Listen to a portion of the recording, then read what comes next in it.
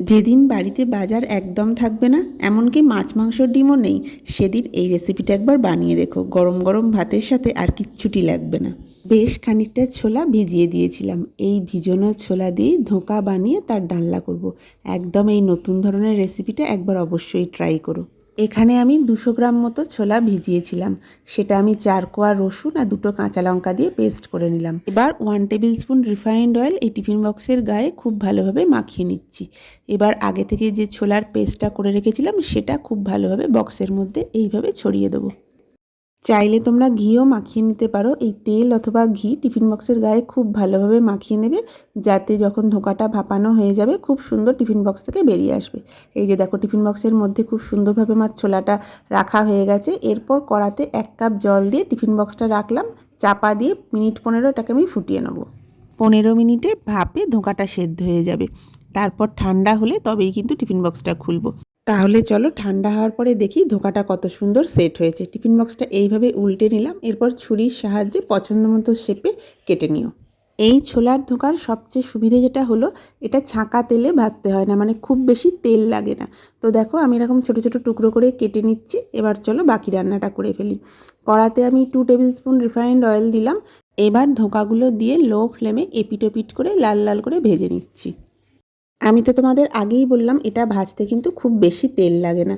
তো কম তেলেই এটা খুব সুন্দর ভাজা হয়ে যাবে। দেখো, এদিকটা ভাজা হয়ে গেছে, আমি উল্টে দিচ্ছি। একটু বাদামি মতো করে আমি ভেজে নেবো। দুটো দিকই ভাজা হয়ে গেছে, আর ভাজার পরে দেখো দেখতে কিন্তু দারুণ লাগছে। 2-4টে আলাদা করে অবশ্যই তুলে রেখো, শুধু মুখে ভাজা খেতেও কিন্তু এগুলো দারুণ লাগে।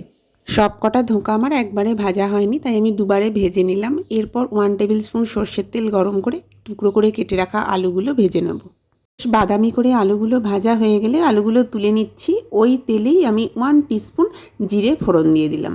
পেঁয়াজ, আদা, রসুনের আমি একটা পেস্ট বানিয়েছিলাম, এবার সেটাও দিয়ে দিচ্ছি। লো ফ্লেমে পেঁয়াজটা এবার ভেজে নেব। পেঁয়াজটা অল্প ভেজে নেওয়ার পরে টমেটো আর কাঁচা লঙ্কার একটা পেস্ট বানিয়ে রেখেছিলাম, সেটাও দিয়ে দিলাম। এরপর সবটা খুব ভালোভাবে মিশিয়ে নিয়ে লো ফ্লেমে কষিয়ে নেব। টমেটোর কাঁচা গন্ধটা চলে গেলে একে একে গুঁড়ো মশলাগুলো এর মধ্যে দিয়ে দেবো। প্রথমেই দিয়ে দিলাম হলুদ গুঁড়ো 1/2 টিস্পুন, আর দিয়ে দিলাম স্বাদ মতো নুন, 1 টিস্পুন ধনে গুঁড়ো আর 1 টিস্পুন জিরে গুঁড়ো। সবটা ভালোভাবে একবার মিশিয়ে নেব। এরপর লো ফ্লেমে মশলাটা কষিয়ে নিতে হবে। আমি মিনিট 2-এর জন্য চাপা দিয়ে রাখবো। চাপা দিয়ে দিয়ে ভালোভাবে মশলাটা কষিয়ে নিতে হবে। ঢাকা খুলে দেখো, বেশ খানিকটা জল বেরিয়েছে নুন দেওয়ার জন্য। এইভাবে লো ফ্লেমে মশলাটা খুব ভালোভাবে কষিয়ে নিচ্ছি। যখন তেল ছাড়তে শুরু করবে তখন ভেজে রাখা আলুগুলো দিয়ে দেবো। মশলার রঙটা দেখেই বুঝতে পারবে মশলাটা কষানো হয়ে গেছে, তখনই ভেজে রাখা আলুগুলো দিয়ে দিতে হবে। আলুটা দেওয়ার পরে মশলার সঙ্গে খুব ভালোভাবে মিশিয়ে আলু আর মশলাটা আরও একবার কষিয়ে নিলাম। এবার ঝোলের জন্য জল দিয়ে দেবো। আমি জলটা সামান্য গরম করে নিয়েছি। চায়ের কাপের 2 কাপ পরিমাণ জল এর মধ্যে দিয়ে দিলাম। এবার ঝালের জন্য 2টো চেরা কাঁচা লঙ্কা দিয়ে দিচ্ছি। এখন চাপা দিয়ে মিনিট 15 এটা ফুটতে দেবো, তাহলেই আলুগুলো সেদ্ধ হয়ে যাবে।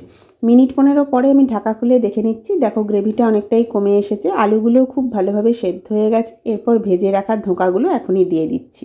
ধোঁকাগুলো দেওয়ার পরে খুব বেশি নাড়াচাড়া করার দরকার নেই, তাহলে ধোঁকাগুলো ভেঙে যেতে পারে। ঝোলের সাথে খুব ভালোভাবে মিশিয়ে দিলাম। ধোঁকাগুলো দেওয়ার পরে মিনিট 3-এর জন্য চাপা দিয়ে এভাবে ফুটিয়ে নেব, যাতে ধোঁকার মধ্যে গ্রেভিটা খুব ভালোভাবে ঢুকে যায়। 3 মিনিট পরে আমি ঢাকা খুললাম। দেখো, তরকারিটার মধ্যে বেশ একটা মাখো মাখো ব্যাপার এসে গেছে, ফুটতেও আরম্ভ করেছে। এখন আমি 1/2 টিস্পুন গরম মশলা দিয়ে দিলাম। গরম মশলাটা খুব ভালোভাবে ঝোলের সাথে মিশিয়ে দিচ্ছি। এরপর চাপা দিয়ে মিনিট 5 স্ট্যান্ডিং টাইম দেবো। গরম মশলা দেওয়ার পরে গ্যাসের ফ্লেমটা বন্ধ করে দিও। তোমরা চাইলে এই রেসিপিটা নিরামিষভাবেও করতে পারো, আদা বাটা আর জিরে বাটা দিয়ে। সেটাও নিরামিষ দিনের জন্য কিন্তু খেতে খুবই ভালো হবে। তাহলে রান্নাটা অবশ্যই একবার ট্রাই করো, আর কেমন লাগলো আমাকে জানাতে কিন্তু ভুলো না। খুব শিগগিরই একটা নতুন ভিডিওর সাথে দেখা হবে। ততক্ষণ তোমরা সবাই খুব ভালো থেকো, সুস্থ থেকো।